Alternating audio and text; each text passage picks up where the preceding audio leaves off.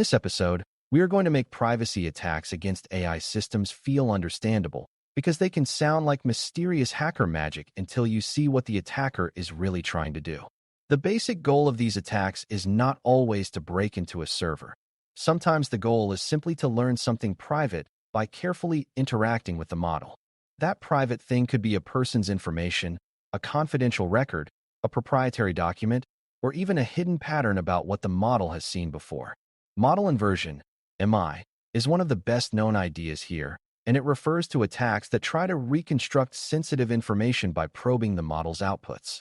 Leakage is the broader problem where private or restricted information escapes through outputs, logs, training artifacts, or unintended sharing. By the end, you should understand how these attacks work at a high level, why they matter in real organizations, and what practical mitigations look like when you want to reduce risk without pretending you can eliminate it. Before we continue, a quick note. This audio course is a companion to our course companion books. The first book is about the exam and provides detailed information on how to pass it best. The second book is a Kindle-only ebook that contains 1,000 flashcards that can be used on your mobile device or Kindle. Check them both out at cyberauthor.me in the Bare Metal Study Guide series. A good way to start is to build a clear mental picture of what a privacy attack is in this context, because beginners often think privacy equals access control, and they assume that if only authorized users can log in, privacy is handled.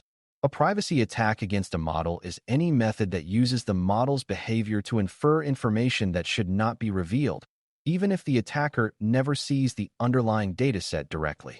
This matters because AI systems are designed to generalize from data, and generalization sometimes produces outputs that echo sensitive patterns in ways designers did not anticipate. It also matters because models can act like information compressors, meaning they can hold traces of what they learned and then reproduce traces under certain conditions. A second beginner misunderstanding is that privacy attacks only matter if the model is trained on personal data, but confidential business data can be just as sensitive, and it can leak in similar ways. The key insight is that privacy is not just about who can access the system, but also about what the system reveals once access is granted. When you accept that, it becomes easier to see why privacy attacks require specific mitigations beyond basic security. Model inversion is easier to grasp when you think of it as an attacker using the model like a mirror that reflects training influence back toward them. The attacker asks many questions, observes outputs, and tries to reconstruct what inputs must have existed to produce those outputs. In some cases, the attacker aims to reconstruct a representative example of a sensitive class, like what a certain person's record might look like, or what a sensitive document likely contains. In other cases, the attacker aims to extract specific features, like whether a particular attribute was present in training or whether a particular pattern exists in the data. The attack often relies on the fact that models respond consistently to similar inputs, which gives the attacker feedback for refining their guesses. For brand new learners, the most important idea is that inversion is about inference, not about direct reading. The model is not handing over a database table. It is leaking information through behavior. That is why a system can leak even when traditional file permissions seem correct. Leakage is the broader umbrella, and it includes several ways sensitive information can escape, even if nobody intended it.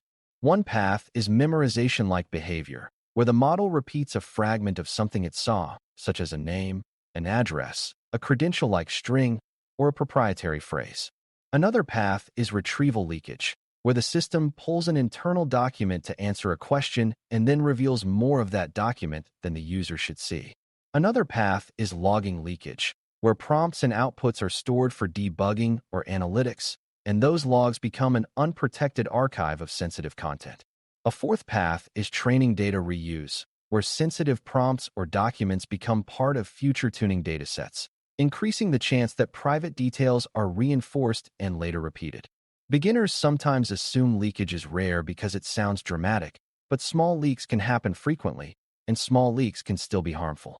A single leaked account number or a single leaked internal memo paragraph can create real consequences even if the rest of the system behaves well. When you treat leakage as a spectrum rather than a binary event, you design controls that reduce both frequency and severity. It also helps to understand why AI systems can be especially vulnerable to these issues compared to traditional software.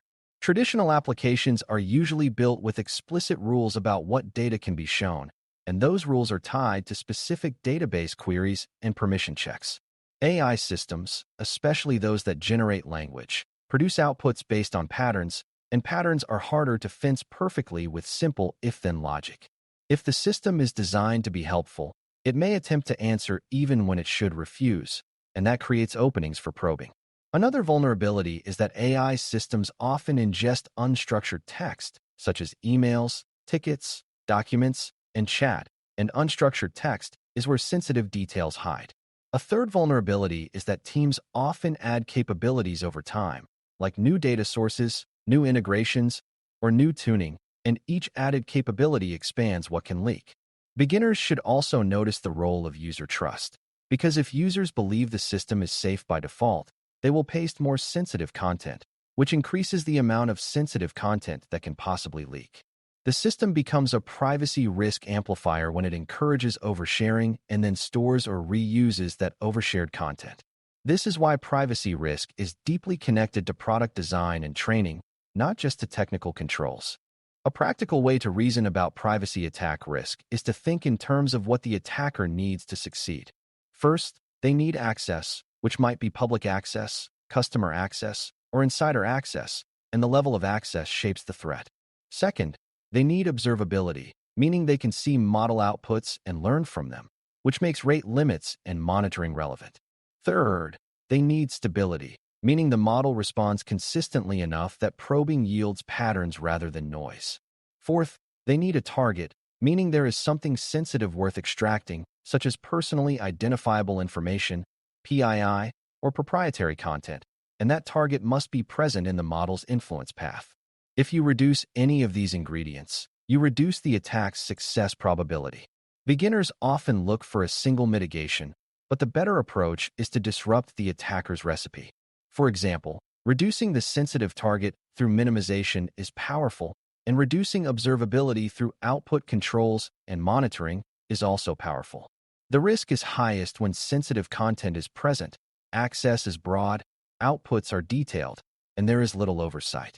When you map risk this way, mitigations become easier to justify because each one blocks a piece of the attack path. One of the most effective privacy mitigations is minimizing what sensitive data enters the model's learning or response pathway in the first place. If the model does not need raw PII to perform its function, then collecting and retaining it is an avoidable risk. If the model can operate on sanitized or summarized data, then using sanitized forms reduces the chance that exact private strings appear anywhere the model can later reproduce. Minimization also includes keeping sensitive data out of tuning datasets unless there is a carefully justified purpose and strong controls, because tuning can make a system more likely to reproduce patterns it sees repeatedly. For beginners, a useful rule of thumb is that private data should not casually become training fuel, because once it influences a model, it becomes harder to reason about and harder to remove. Minimization also includes retention discipline, because even if prompts are not used for training, storing them long-term creates a growing archive of sensitive content. If you shorten retention, you shorten exposure. This does not eliminate leakage, but it shrinks the amount of material available to leak and the time frame in which leakage is possible.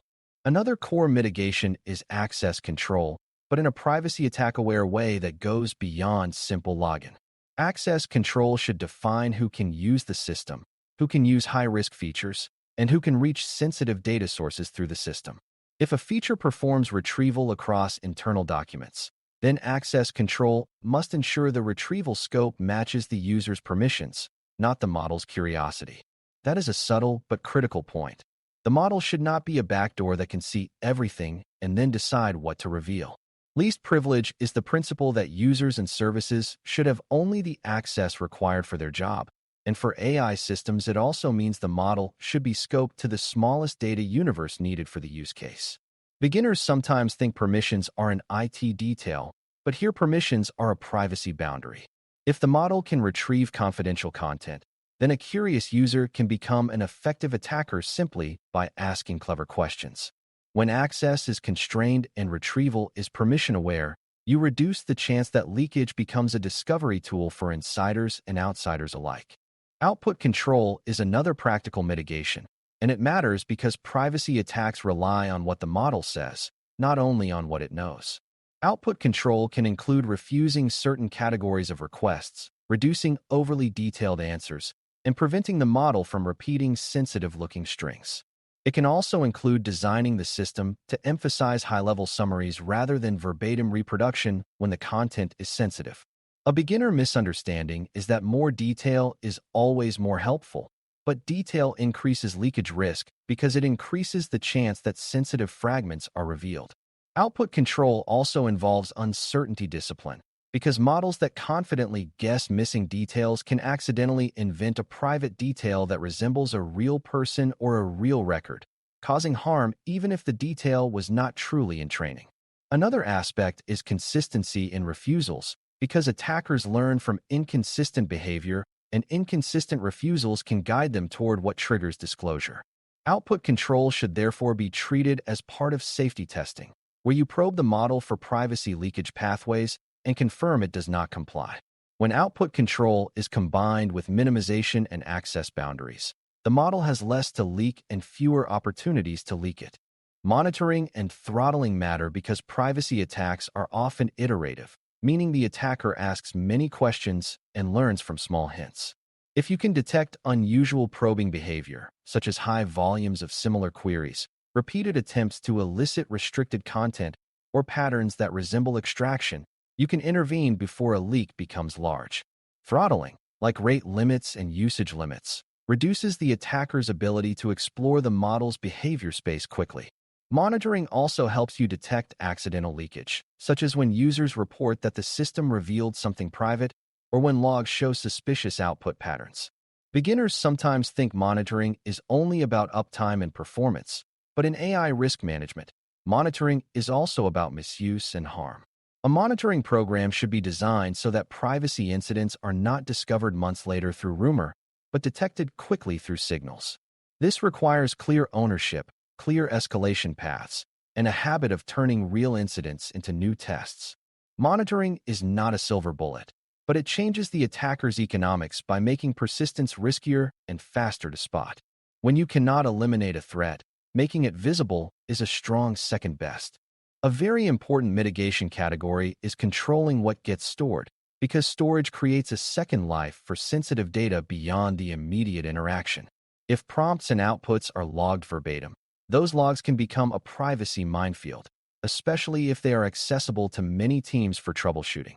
If the system stores conversation history to improve user experience, that history becomes a sensitive dataset that needs strict retention and access boundaries.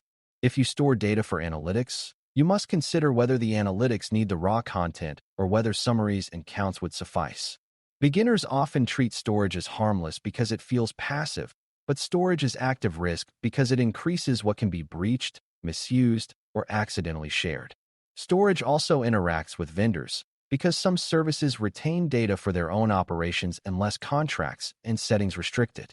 A practical mitigation is to reduce stored content, shorten retention windows, and ensure stored content is protected with the same seriousness as any other sensitive repository. Another practical mitigation is to avoid reusing stored prompts as training data by default, because that turns temporary exposure into long-term model influence. When storage is minimized and controlled, leakage pathways shrink. It is also worth addressing a misconception that privacy attacks only matter for external adversaries, because internal misuse can be just as significant. An employee with legitimate access might use the model to explore confidential topics, not necessarily with malicious intent, but with curiosity or convenience. If the model can retrieve broad internal content, then that employee may see information they are not authorized to view through the normal systems, simply because the model surfaced it in response to a question. That is a privacy failure even if the employee never shares the information externally. Another internal risk is that teams might use the model for tasks like summarizing reports and accidentally include protected health information, PHI, or secrets in the prompt, creating sensitive artifacts and logs. Beginners sometimes assume internal equals safe, but internal systems are still subject to mistakes, misuse, and insider threats. This is why governance matters. You need clear rules about what data can be used, what use cases are allowed, and what approvals are required for high-risk contexts. When internal risk is treated seriously, controls like permission-aware retrieval and retention minimization become non-negotiable. Treating privacy as an internal safety issue is one of the strongest signs of a mature program. Practical mitigations also include designing for human oversight, because privacy harms often happen when users treat the model as an automatic authority. If users are trained to verify and to avoid sharing sensitive details, the system receives fewer risky inputs and produces fewer risky outputs. That training must be realistic, because users will be tempted to paste what they have when they are under time pressure. Product design can reduce that temptation by providing safer workflows, such as guiding users towards summarizing without uploading raw sensitive documents, or by warning when content appears sensitive. For beginners, the key is that privacy controls are not purely technical, they are also behavioral.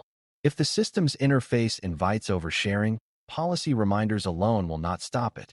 If the system's outputs look official and final, users may forward them without considering whether sensitive content is included. Human oversight is not about forcing manual review for everything, but about identifying where privacy stakes are high and building checkpoints that catch errors before they spread. When humans and controls work together, privacy becomes more resilient than when you rely on either alone. Reducing inversion and leakage risk also depends on disciplined change management, because privacy protections can weaken when systems evolve. A model update might change how it responds to sensitive prompts, making it more verbose or more willing to comply. A new data source might introduce sensitive content into retrieval that was previously absent. A tuning change might increase the model's tendency to repeat phrases, which can amplify memorization-like behavior.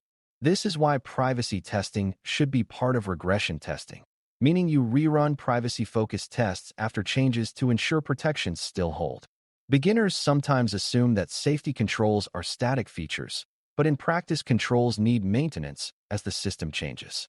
This also connects back to evidence building, because you should be able to show what privacy tests were run and what the results were for the specific version deployed. When privacy defenses are treated like living controls, they remain aligned with reality. When they are treated like a one-time checkbox, they quietly drift out of alignment. Lifecycle discipline is what keeps privacy claims truthful over time. As we close, reducing model inversion and leakage is about recognizing that models can reveal sensitive information through behavior, not only through direct access to files. Model inversion, MI, is an attack family that uses outputs to reconstruct or infer sensitive patterns, and leakage is the broader problem where private or restricted information escapes through outputs, retrieval, logs, retention, or reuse.